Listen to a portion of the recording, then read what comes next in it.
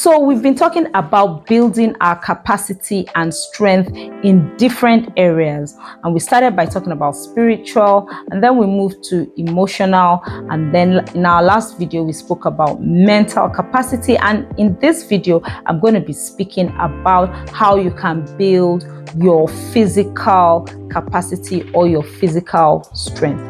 So here's the thing you need to understand.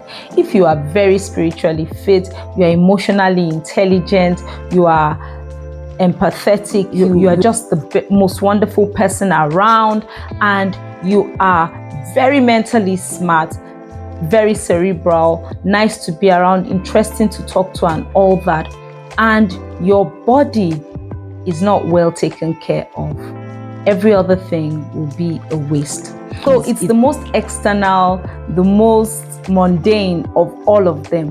But the truth is, if you do not take care of your physical body, all the other things will be a waste.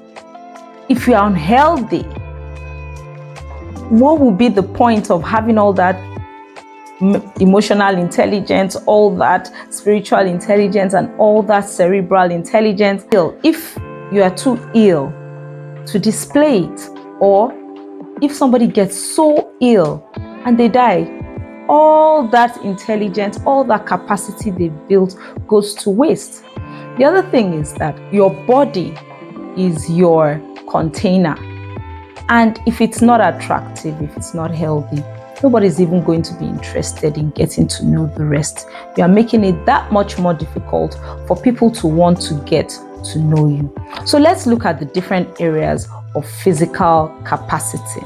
So I'll start with the first one, which is the most obvious and most visible to people, which has to do with your physique. That's how you look. And I'm talking specifically here about whether you're obese or whether you are slim. It's one of the most obvious indicators of health. Now, notice I said obvious because it doesn't always follow through. There are a lot of slim people who are still unhealthy, and there are a lot of people who seem, on the bigger side, but they are healthier than the slim people around them. However, your physical appearance, your physique, is one of the most obvious indicators of your health. Most people who are obese are more likely to carry a number of health challenges. They are more prone to a number of health challenges, pain, physical pain. In 2015, on September 14th, I looked like this. The second picture was taken exactly a year later on my birthday in 2016, and I had dropped to this. It took me 3 months to do that. I may not have shared this story here, but the reason why I did it was I looked at myself one day and I realized that I did not like the size I was going to. I was already a size 18, and I was looking at it, and my size 18 clothes were starting to get tight, and I thought, oh my God, the next place I'm going to is size 20. And when I look at size 20 clothes in the shop, they seem so huge. So to imagine myself wearing those clothes was a wake-up call for me.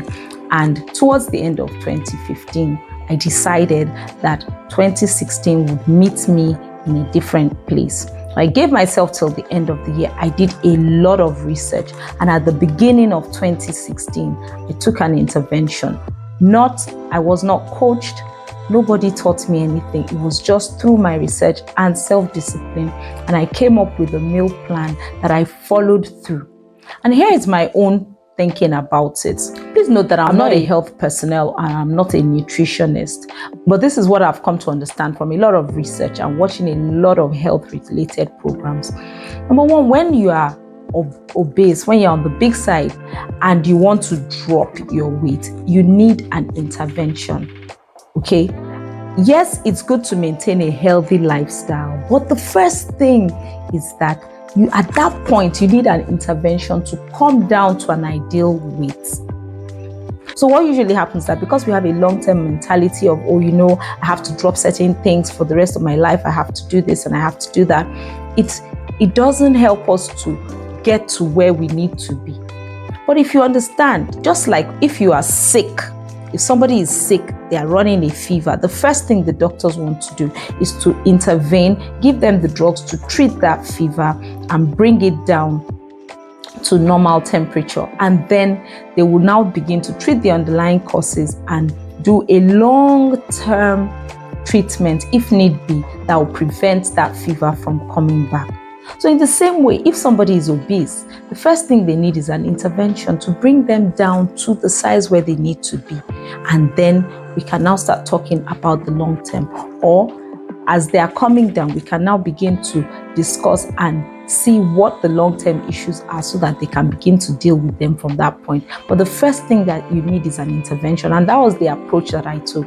And since then, I have not gone back to that size. So I've had 2 children after that, and of course in the course of pregnancy I put on some weight, but I have dropped it again using exactly the same method that I used. But that's for another video. My point in this video is just to point out that you need to do something. You can research there. Don't tell yourself, oh, you know, I have big bones. I've said that to myself for many years. I've given myself many excuses. Oh, you know, it's because I'm on the big side. You know, I've told myself so many things. Oh, you know, I've tried so many diets. It's not working. It's just not my physique. But the truth is that if you do the right research and you carry things out right, you will find something that works for you. It can be done. And that's the first thing that you need to understand. Just like I said in last week's video about building mental intelligence, the first thing is to have a growth mindset. It can be done. Don't tell yourself it's not for you. It can be done. And that's what I wanted to point out about obesity. However, there are many people who are slim, who are still unhealthy. That is why it is important for you to carry out regular checks on yourself. Go for regular checkups. Basic things, your blood pressure, your organ functions, your breast examinations, pap smears, all those things. Go for them on a regular basis. Once a year, twice a year, go for the exams as instructed by your doctor. If you have access to health insurance or anything, or if you can meet up a doctor once a year, they can advise you on what tests need to be done annually. Some need to be done biannually, that's once in 2 years. Some need to be done once in 5 years. They will advise you. Sometimes the thing that prevents us from doing these things is not even finances, it's just lack of knowledge, because some of these tests are not even expensive, and there are many organizations that even do some of these checks for free. So have regular checks. Understand your health status. I've shared this story in a former video. One morning I woke up, I was fine. By the next morning I was being operated for a huge ovarian cyst that could have been prevented if I had gone for regular scans or regular checkups. It would have been caught earlier, but it ended up as an emergency procedure. Huge, massive ovarian cyst that had been growing and festering over the years. It had to be taken out in a sudden day, and it was so bad it had even affected one of my ovaries, which had to be removed. So you can prevent such things if you get your checks regularly. The next thing is that apart from just having your health checks, you need to be fit. You need to be physically fit. There are people who cannot climb a flight of stairs without panting and panting and panting. There are people who cannot walk a short distance without gasping for breath. If that is your case, then most likely you're unhealthy. Incorporate fitness into your routine. Take regular walks. You can even take it within your house. There was a time that I was doing 10,000 steps every day for over a year, and I wasn't going anywhere. I wasn't doing it outside my house. I wasn't going to the gym. I wasn't taking morning walks or anything. I was ensuring that I did those steps within my house. If I hadn't caught up to my number of steps by evening, I would walk back and forth through my sitting room with my phone in my hand just to make sure that I met up with the number of steps. You can do it in your house. Buy a skipping rope. Skip outside your house. Start with 100 skips. Increase. There was a time I was doing 1,000 skips every morning, and it took me like 20 minutes. So do simple things. If you don't even have to go that extreme, that was extreme because not everybody can do that, but do simple things. Okay, you don't have to do 10,000 steps, do 6,000. You know, climb the stairs instead of using the elevator. You know, just simple things that you can do. Intentionally park your car a distance from where you're going and take a walk. incorporate fitness into your lifestyle. The other thing you need to do is to watch your diet.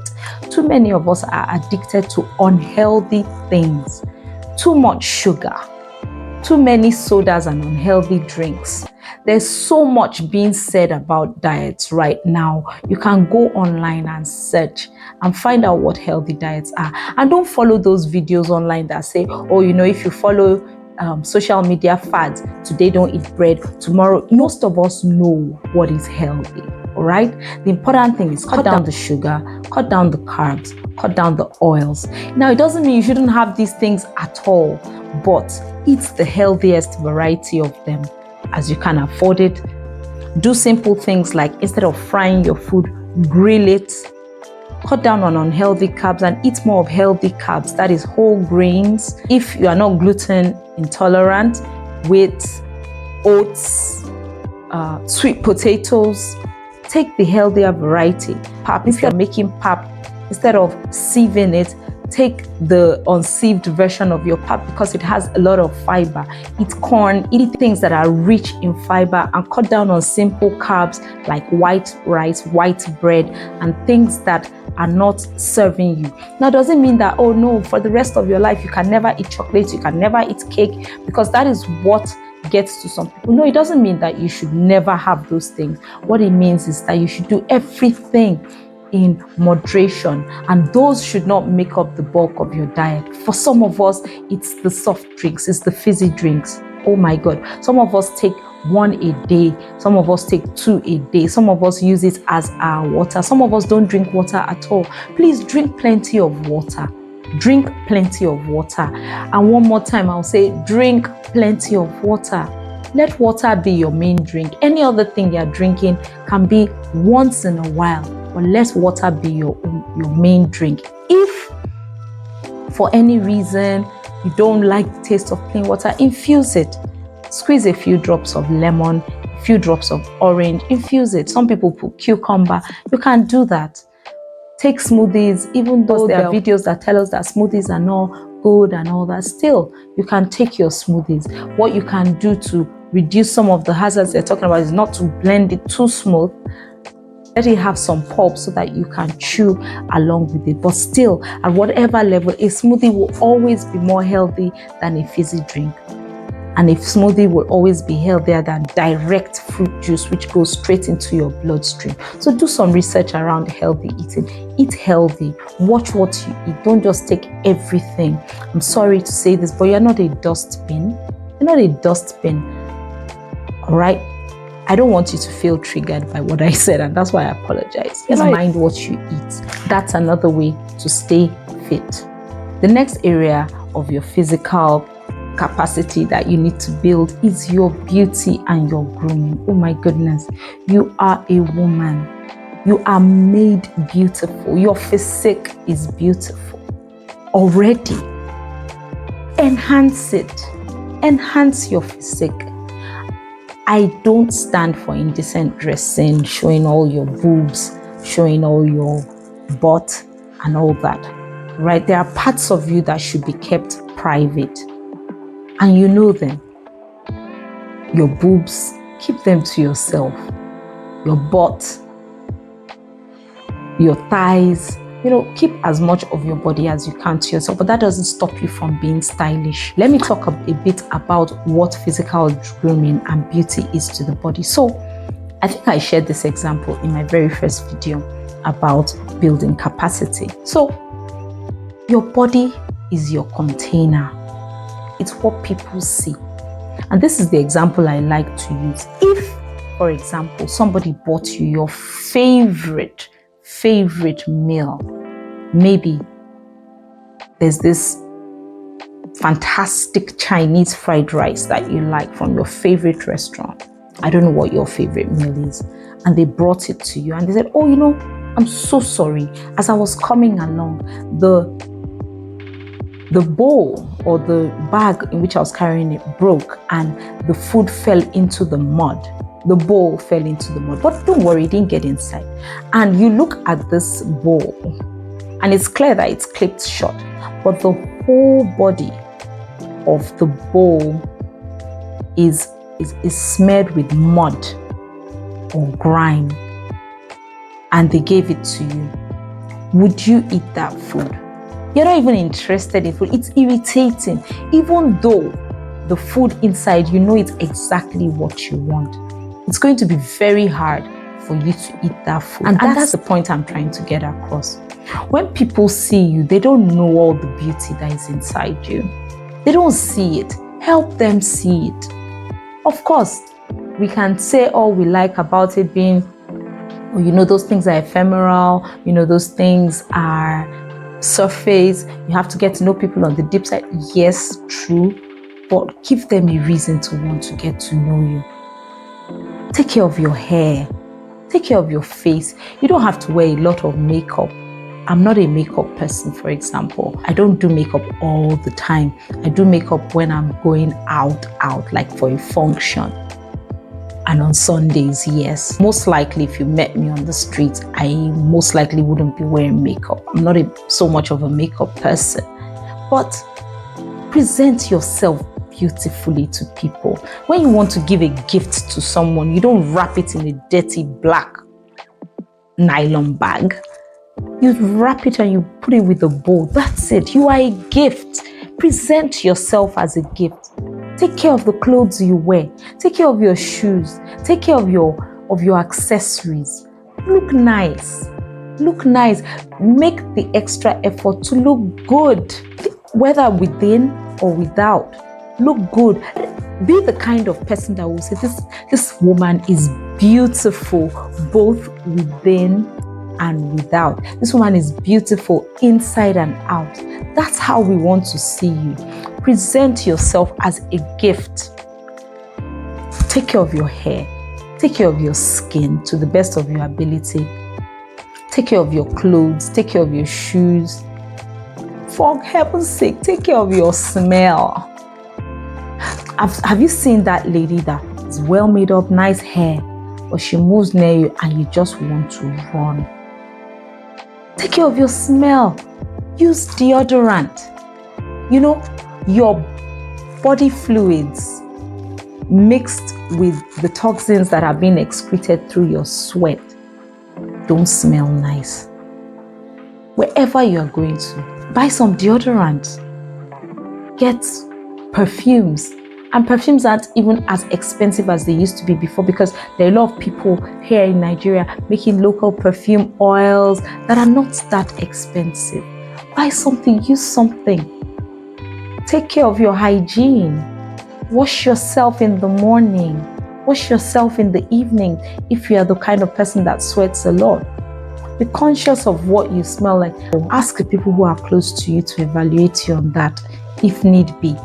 Don't get offended when people tell you that there's a slight smell coming from. Don't get offended. It takes a lot of courage for somebody to come and tell you something. Let me give you an example of something. Say your child, you were walking with your child and you didn't know, you were talking to somebody by the side of the road and you did not know that your child was running to the middle of the road, and some person just shouts, "Stupid woman! Will you take that child out from the middle of the road?" And then you got upset and you were saying, "Oh, you know, why would she call me a stupid woman?" What do you expect her to say? "Oh, hello, darling. Take it." No, that stupid woman got your attention and your child was saved. Just see it like that. There are some issues that are like that. If somebody tells you, "My goodness, didn't you brush your teeth this morning?" Don't get angry with the person. Just say thank you and take it as advice. If somebody offers you a mint, most likely you need it. Don't fight back. Don't say, "No, I don't want one." Just take it and suck on it, because most likely you need it. Maybe your breath is bad. And sometimes your breath is bad not because you have a problem. Sometimes it's from not having spoken all day. Sometimes it's from fasting. You know, when I'm in a fasting period, I'm very particular about taking mints because I cannot afford for my breath to smell. And I know that sometimes, especially when I've not been speaking or taking water, I can be prone to bad breath. And so I make sure that I have those mints handy, especially if I'm going out. I make sure I pop one in my mouth from time to time. So please do that. And being well dressed, looking nice, being well groomed doesn't have to cost an arm and a leg. That's the mistake people make. It doesn't have to cost an arm and a leg. It's all about knowing what suits your body type and getting what you can afford and using them well. Okay, you don't have to buy the most expensive. Don't think that the people who look nice are buying the most expensive clothes. Right. I remember wearing an outfit and somebody was like, wow, this is nice. Believe me, I'd had that outfit for 12 years. I had it I think I made it when I had my first daughter, and after having her, I needed new clothes and I bought it. But it's not something I wear often. And the day I wore it again, it looked nice and people were like, oh, this looks nice and blah, blah, blah. You don't have to be like me and keep an outfit for 12 years. But my point is that you don't have to always wear the latest trends and the most expensive clothes to look good. Do what you can within your own ability. Buy the outfits that you can afford and that suit your body type. The last area where we need to have knowledge and gain a lot of understanding is in the area of sexual grooming. No woman of marriageable age should be naive in this area. You should understand everything that has to do with your body, things that have to do with contraception, sexual pleasure for you, for your husband. Even if you're not getting married yet and you're a young girl who is in her young adulthood, you should understand about your periods, about hormones, about ovulation, about counting your menstrual cycles. I have met ladies who have no idea about any of these things. I've met ladies who start having sex without even understanding contraception and birth control. They have no idea. And then things happen. And then they're wondering what went wrong. Married women who don't understand child spacing, how it works. They just believe anything that any random person tells them. There is no reason why you should be ignorant. There are books. A good Christian book that you can read is The Act of Marriage. In fact, I believe that every adult lady should read that book. It will give you a lot of insight into how things work. It's a Christian book. I think it's written by the same people who wrote the 5 Love Languages. Fantastic book. Every adult Christian woman should read that book. There's also this book called Every Woman. It's a book that has been from time immemorial. I think it was written in the 60s or something. Fantastic book. Gives you a lot of knowledge about your body, about how things work. And then there's plenty of information that you can get on Google and on the internet. So please, you cannot be getting married, you cannot start going into sexual relationships without understanding how things work. It does not make any sense. It does not. If you're getting married, you should understand what sexual pleasure is for your husband, how it works for men, how it works for you as a woman. You should understand all these things. There is no reason for you to be ignorant at all. And most importantly, we have to understand as women that we bear the major brunt of sexual activities. Yes. Many women don't like to hear this, but it's the simple truth. If you start having sex, the possibility of pregnancy enters the matter. If you don't understand how pregnancy and contraceptives and all that work, guess who's going to bear the brunt? You.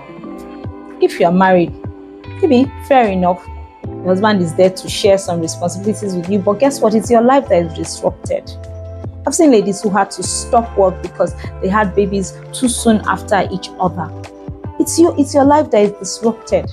Your life is more disrupted than your husband's life because you're the one that has to sit at home and take care of the baby. You're the one that is going to carry the pregnancy for 9 months.